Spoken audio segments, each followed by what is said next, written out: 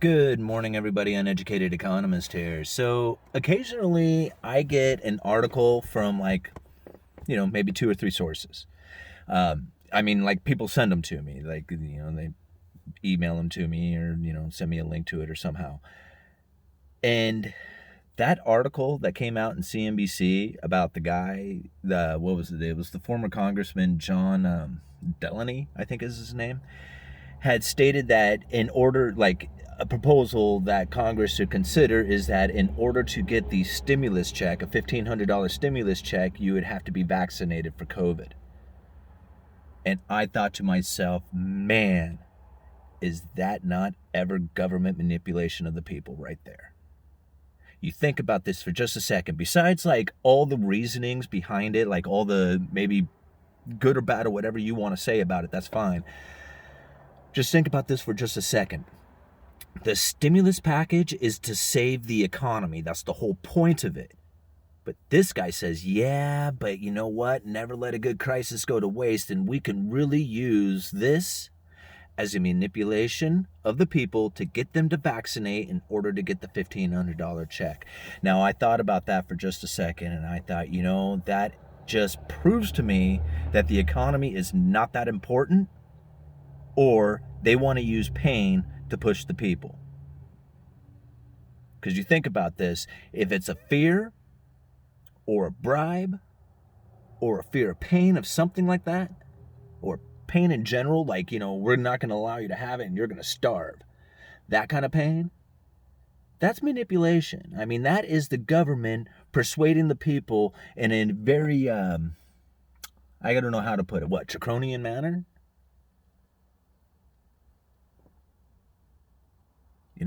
That isn't right. That isn't right to do. And then on top of it, it's all attached to your Social Security number. Well, isn't that interesting? So, maybe later on down the road, they can check by your Social Security number on whether or not you have the vaccination number attached to it and whether or not you're going to get a job. And maybe it won't start off as and I hate to be conspiratorial, but this is how my mind spins on this stuff. I mean, this guy is the one who put the proposal out there, so I think the cause and effects of it. I mean, it's not conspiratorial to think when somebody says such things. And now you have to think of the cause and effects from something like that. Because if this gets considered, think about who's going to get involved in this. Who are going to be the first people to run down there and get vaccinated are the people who need it the most. People who need the money the most, not the people who need the vaccination the most. And then they attach it to your Social Security number. And when you go down to apply for a job, what if you have a job that's in close contact with somebody and you don't have that vaccination number attached to your Social Security number? Will you be denied the job? Saying if you have this close proximity position, then you have to have a number attached to your Social Security number. If you don't, you can't have the position. What if they start limiting it like that? See, you have every right in the world to not take the vaccination. But then you don't have every right in the world after that to participate in the government programs if you don't follow along with their rules.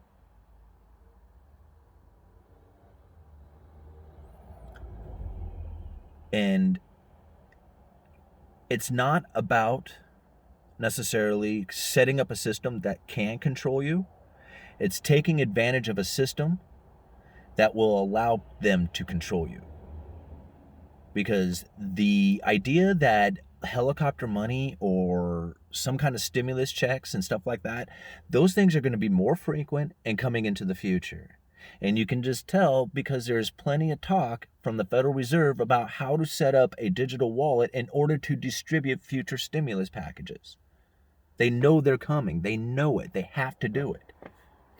And see, this is the real argument. And I'm so tired of talking about UBI. I am so done with it. But this really is how it is that UBI is going to be instituted, not because of some moral consequences of not doing it or whatever that comes from it, is because it's a logical, economic, viable thing that's going to come from it, considering we have a debt-based currency that is going into deterioration. If you do not do the money stimulus, then the continuation of deterioration will accelerate and the whole system will crash. So by helicopter money, we can at least continue the system on. And it's going like this. It's because the way that the structure is set up. So you hear the Federal Reserve screaming at the top of their lungs for the government to stimulate the economy. Why can't they do it themselves? Because they can't drop interest rates any farther.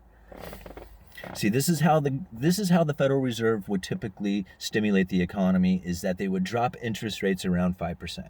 People will go and take out loans, get the cheap credit, buy houses and cars, go on vacation, spend that cheap credit into the economy. This would get money velocity going. The only problem is that what you are doing is you are postponing future spending for current consumption. And the more we do this, the less valuable this current consumption becomes from the future spending that we're basically postponing. That's why houses and stocks and cars and everything else goes up in values, because we're taking this future spending and we're using it right now.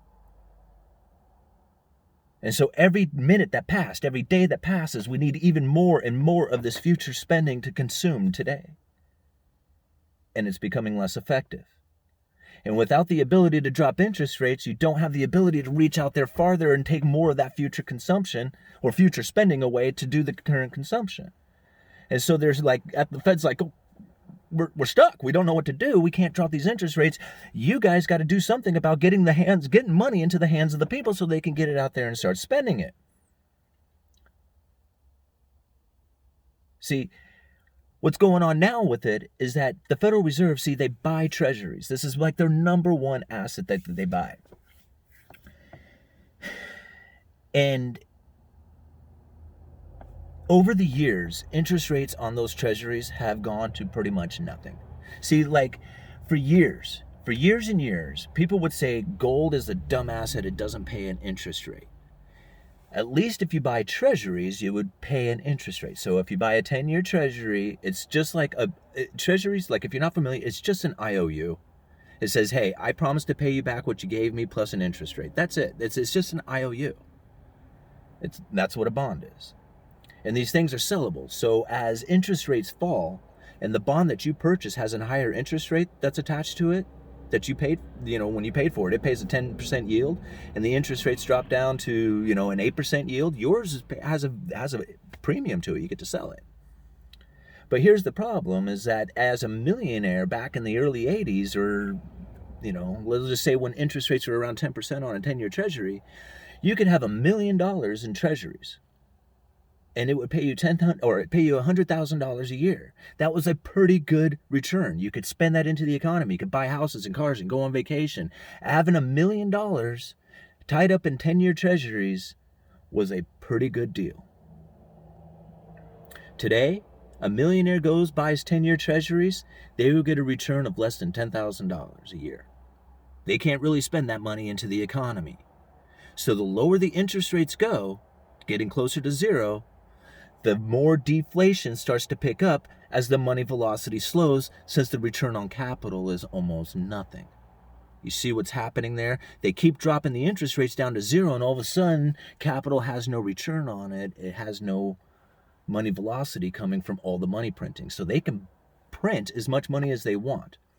Go and buy all these bonds, and these bonds' interest rates drop, and the money velocity slows with it, even though all this sea of money is being printed.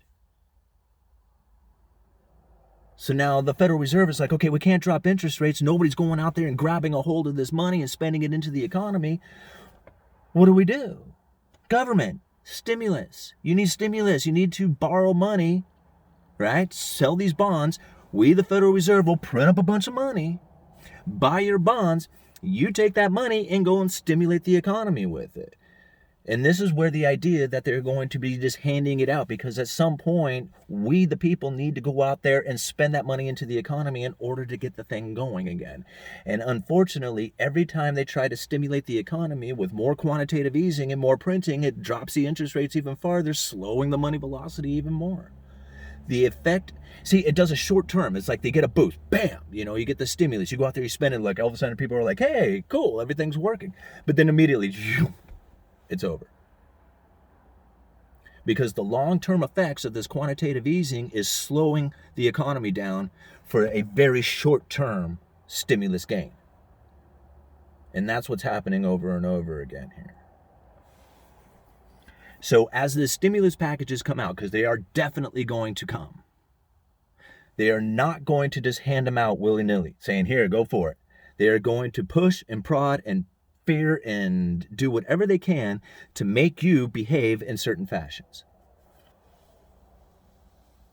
And it's already starting with this proposal from this former Congressman Delaney. Anyhow.